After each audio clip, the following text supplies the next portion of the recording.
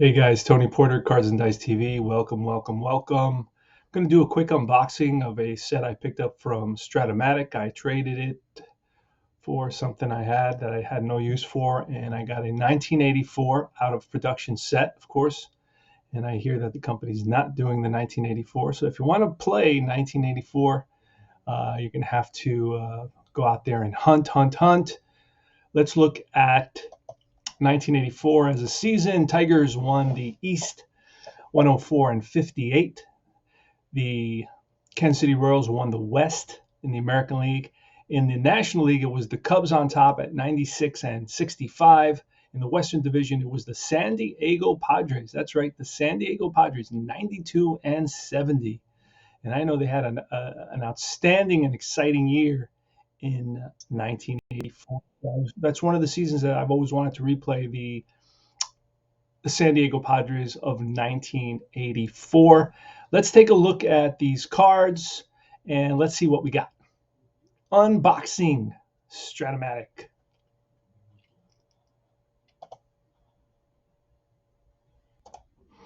All right, so let's look at the box very quickly. This is how they came. So you can see, let me make a little space here.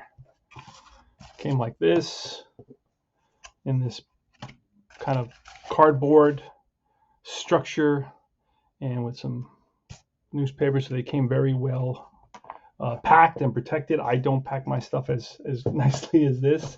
I usually put it in an envelope and kind of wrap it up tight. All right, so let's look at what we got. 1984. Let's see the condition of these cards. First of all, these cards are looking very pristine to me. Very, very clean, very, very smooth and flat. I can immediately see they have not been manhandled very much. So they are very, very nice looking cards. This is the basic side, 1984 St. Louis Cardinals. This is the advanced side. I was thinking of selling these. Now just looking at them is giving me second thoughts, and I might just keep them. And I have to move away from playing actual lineups because really it's almost impossible to do with Strat-O-Matic. So I have to just begin to play, the standard lineup, the everyday lineup, the guys who played the most with Strat-O-Matic. Let's look here. The Cardinals, here they are. And one thing I do want to know is, do I get the extra players?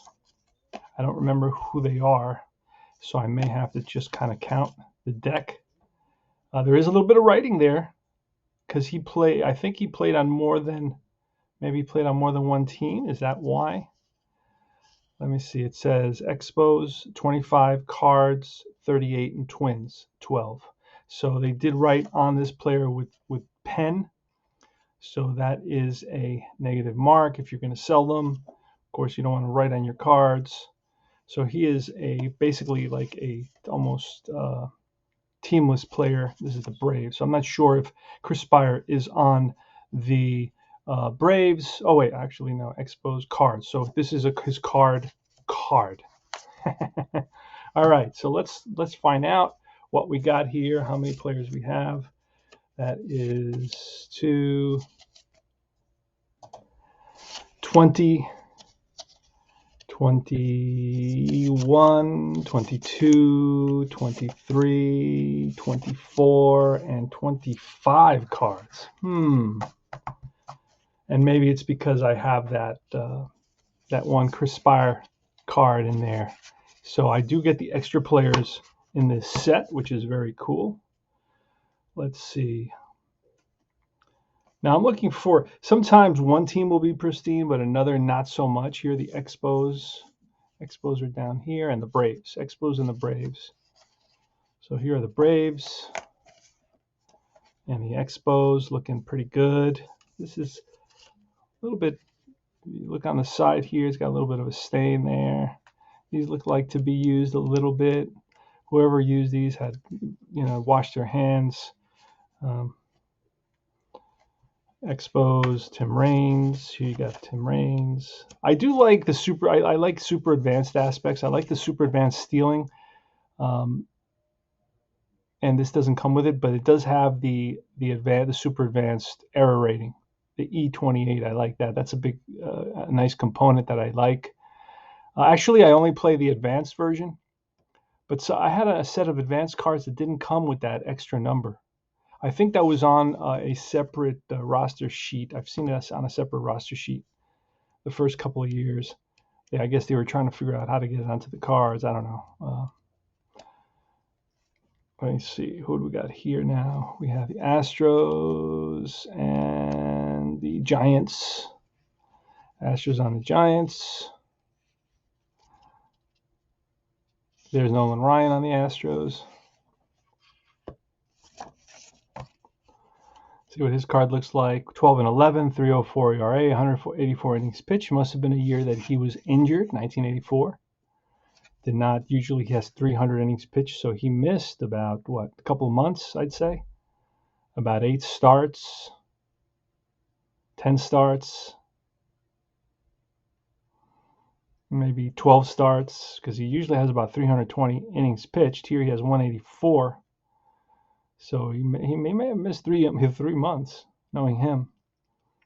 So he had 200, almost 200 strikeouts, 143 hits allowed. Doesn't say his walks were 69. Okay, so basically 3 a game. Strikeouts were, I'd say, about 9 a game. So Nolan Ryan card. So, I was tempted to sell these. Now every time I pull them out and I look at them and I look at the condition, and I think I only have one set of 84.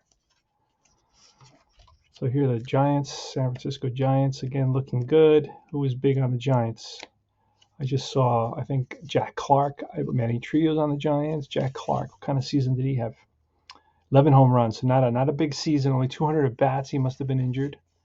Let's see. Jack Clark, Gary Lavelle, Gene Richards. I remember him with the Padres in the late 70s, I believe.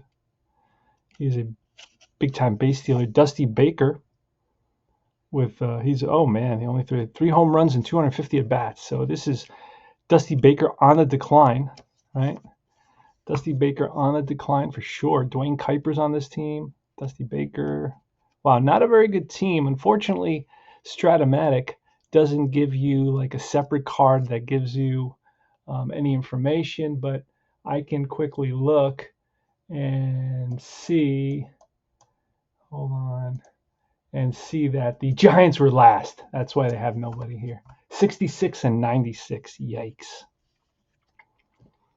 See who else we got. Strat-O-Matic. Like this game. I like this game a lot. Houston Astros. I got more Astros. Didn't I just separate the Astros? Or was that my imagination? So now it's the, hold on. I have the, who do I have here? I had rubber band mark. I found that damage. There you go. White Sox. But here I have the Astros. Have more cards for the Astros. Dave Smith. The Astros in 84 were third, 80 and 82. So let's put them with Nolan Ryan. Man, I am obsessive with this hobby, right? This tabletop hobby. Okay, so you have the White Sox and the Cubs coming up. The White Sox in 84 were fourth with 74 and 88, so not very good. The Cubs won the division, so we're going to look at the Cubs and see what they got happening. Ryan Sandberg, just saw him. Larry Boa, he's a 3 shortstop. I remember Larry Boa as an amazing fielder. But in Strat-O-Matic, he's a 3. And they have a Ron Say a 4, so not good fielders. Keith Moreland is a 4 in right field. Leon Durham is a 2 at first base. Gary Matthews, see what kind of season he had. He is a 4. He hit 14 home runs and 500 at bats, and not a great season. George Fraser, relief pitcher. Scott Sanderson. Lee Smith, relief pitcher. He probably had a big season. Not really. 3.65 ERA. Yikes. Trout. Chuck Rainey. He was on 2 teams. The A's and the Cubs. He went half and half, and he's got that writing on it. So some players have some pen on them. Would have been nice to use a pencil instead, my friend. Let's see. Make sure that Lake, Thad Bosley, Gary Woods. These probably are the starters right here a little bit. So catcher Lake is a 3, Thad Bosley a 3 in left field, B Steeler 1/16, Ron Hassey, catcher 4, Henry Cotto. I remember him. I think he was with the Yankees for a while. Batted 274 and 146 at bats. So he's a part-timer. Dave Owen, Gary Woods, 98 at bats, 235 average, 3 home runs. Davey Lopes, he only played half the season, 257 average. This is an interesting team. They won the division, but I don't really see anybody that. Dennis Eckersley, 303, 10 and 8. Was he a starter? Yes, he's a starter. In 1984, Tim Stoddard, 382 ERA, so not great. Ryan Sandberg, he was their big, 19 triples and 19 home runs. Check that out. 19 triples and 19 home runs. You don't see that very often. 314 average, so he was had a good speed. He also had a 1/17 running, so he's got good speed on the bases. Center fielder a 1. That's second baseman a 1, and his name is Bob Dernier. Played the whole season, batted 278, hit 3 home runs, 5 triples, 26 doubles. So not much power there, but definitely an outstanding outfielder. So Jerry Dubinsky, again, he's a 4 everywhere. Larry Boa is a 3. We already spoke about that. Jody Davis, the catcher, is a 2, so not that bad, right? His arm is a 0. It's a 2-0 E5. Throwing error, I guess, is 1/8. And Ron Say hit 25 home runs. So despite his terrible fielding, he did produce power-wise and hit 25 home runs.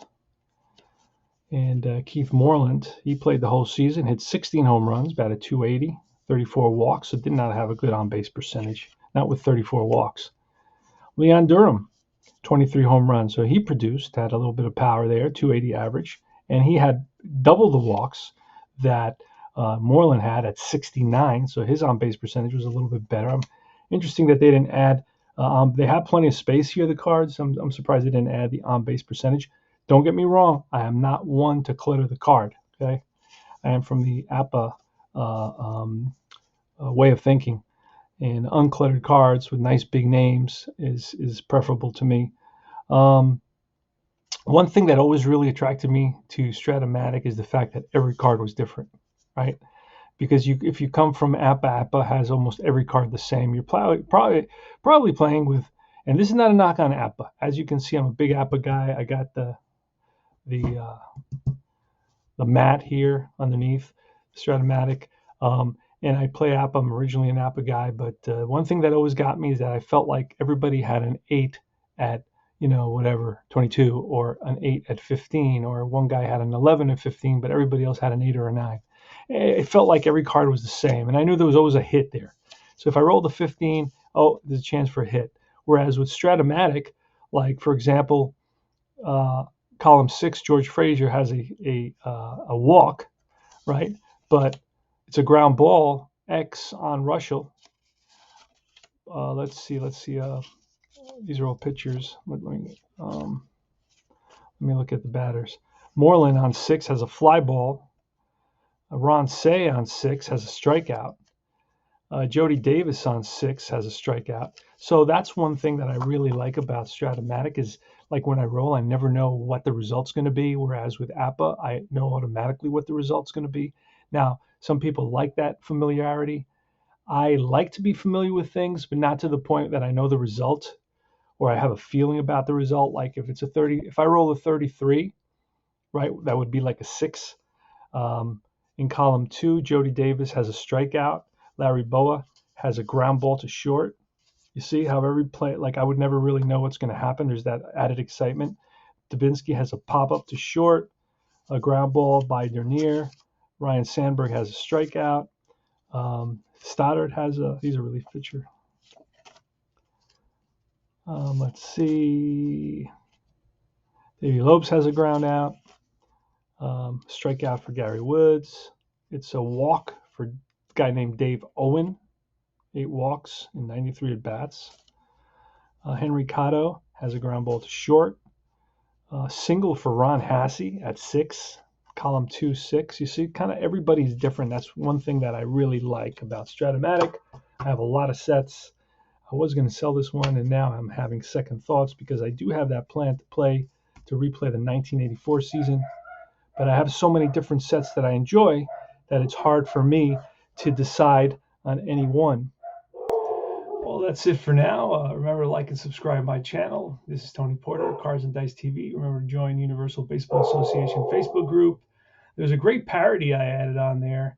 It was done by somebody affiliated with Ralph Nader about how the commercialization of our game has really made it almost unwatchable, and they go through the commercials regardless of or as the game progresses on a hit, and a double, in a fly ball out to the wall, a double play, a trip to the mound. There's some sort of commercial that's associated with every single thing that happens in a baseball game. It's hilarious.